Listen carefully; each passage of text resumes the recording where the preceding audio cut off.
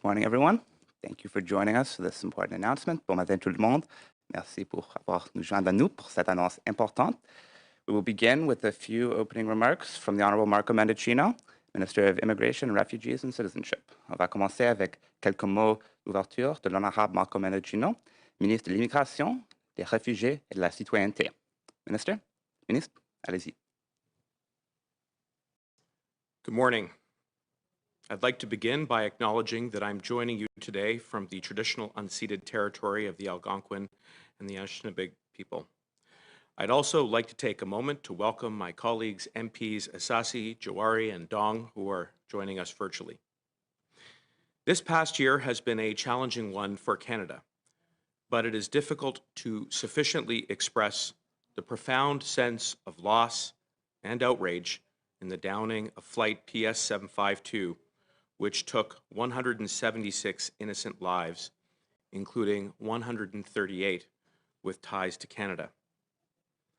At the center of this national tragedy are the surviving families of the victims.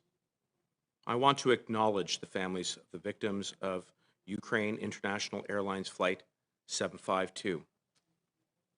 Your pain and loss is unimaginable, and we offer our deepest sympathies to you today.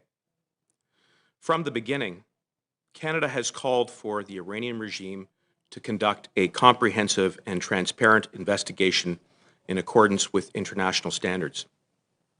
In furtherance of demanding accountability, our former colleague and Canada's High Commissioner to the United Kingdom, Ralph Goodale, published an extensive report in his capacity as a special advisor to the government.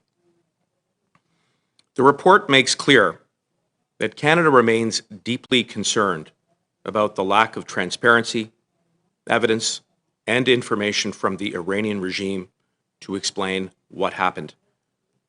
I want to make clear we will not rest until the families get the justice and the accountability they deserve. Last January, on Canada's inaugural National Day of Remembrance for Victims of Air Disasters, the Prime Minister affirmed the government's commitment to supporting families of the Canadian citizens and permanent resident victims of Ukrainian International Airline Flight 752 and Ethiopian Airlines Flight 302. I have had the privilege of speaking with some of the families who are related to the victims of Flight PS 752. The grief and anguish is real and ongoing. And they tell their stories, and they described how their loved ones are now gone. And they mourn the loss of them, whose lives were so cruelly taken. And the families are in pain, and they still ask questions. As Ambassador Goodale said in his report, they yearn for the truth. All of that is powerful motivation for Canadians to remain dogged and unrelenting in our search for the transparency, accountability, and justice the families need and deserve. Today, the government is taking a step to help heal some of those wounds. Effective yesterday, my department, Immigration, Refugees, and Citizenship Canada, has put into place a policy to offer a pathway to permanent residence for in-Canada families of Canadian victims of the air disasters PS 752 and ET 302. The public policy will remain in effect until May 11 of next year. Today's announcement provides a pathway to permanent residency to a group of people whose loved ones made this great country their home before being so suddenly and cruelly taken. L'annonce aujourd'hui vise à fournir une voie vers la résidence permanente pour un groupe de personnes dont les proches ont fait de notre pays leur nouvelle terre d'accueil avant d'être importés si soudainement et cruellement. La présente politique d'intérêt public vise à donner aux membres de la famille des victimes l'occasion d'avoir la même expérience d'une vie au Canada. To be eligible to apply for permanent residency under this public policy, applicants must be a relative of a victim of Flight ET 302 or PS 752 who was either a Canadian citizen, a permanent resident of Canada, or a foreign national who had a positive eligibility decision on their permanent residence application at the time of the disaster. In this case, a relative could be a spouse, common law partner, child, grandchild, mother, father, grandmother or grandfather, brother, sister, aunt, uncle, niece, or nephew. Additionally, applicants must be in Canada when they apply. Most applicants who made a refugee claim after these two disasters took place will be eligible.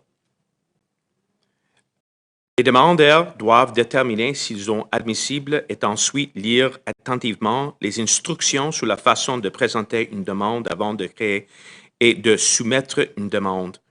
Tous les frais et les exigences en matière de données biométriques habituelles s'appliquent.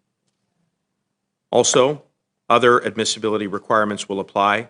However, applicants may still be eligible even if they have entered Canada without the required visa or other documents, failed to comply with certain conditions or their temporary stay, or have worked or studied without being authorized to do so under the Immigration and Refugee Protection Act.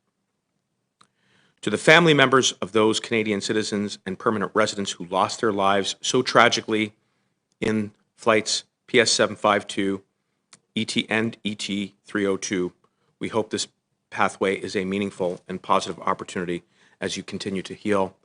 And in closing, and before I turn over to my colleague, I would like to acknowledge the efforts of a number of my colleagues, including, as I said, Ambassador Goodale, Ministers Champagne, Blair, Algabra, Garneau, and Minister Wilkinson, all of whom have played a very important effort, as have my colleagues who are joining us today virtually, as I said, MPs Sassi and Dong and Jawari, all of whom are members of the community representing a large constituency, and I'm very grateful to them for their advocacy in taking a meaningful step forward towards achieving justice for the families, which of course are our main focus. And with that, I will turn it over to